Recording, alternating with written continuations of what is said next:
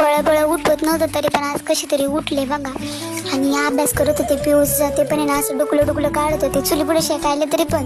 आणि मग चालाडीला आले तर वाट बघत होते एसटीची. मग आली एसटी, मैत्रीणच होती तिकडला, दोघी पण अभ्यास करत होत्या.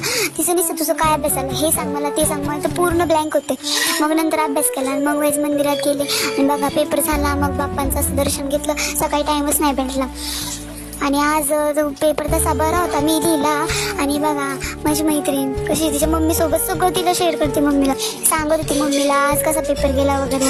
आणि मग बसमध्ये चढले तर एक स्वारगेटच्या आजी होत्या, त्यांच्याशी इतक्या गप्पा मारत आले ना काय बोलायलाच नको. आणि बघा मग पाऊस आलता आणि मग छत्रीचं नाटक करून लय टेन्शन येतं या छत्रीमुळे. आणि बघा आमचं परत गणपतीमुळे ना टाइम टेबल चेंज केले. आणि बघा आज मन अशी वेगळी रेसिपी करायला, हे बघा काहीतरी केलं आपण भारी लागत होते नंतर.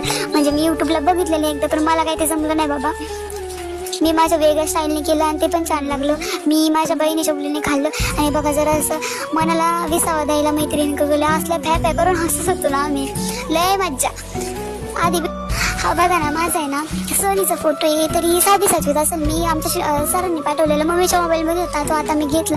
अशी कशी क्यूट दिसते, लहानपणी आपण किती भारी दिसतं ना, हसायलाच येतं. आता असं बघितलं की आमचा असं भारी फोटो आहेत ना. चला बाय गाईस, उद्याच्या ब्लॉगमध्ये भेटू.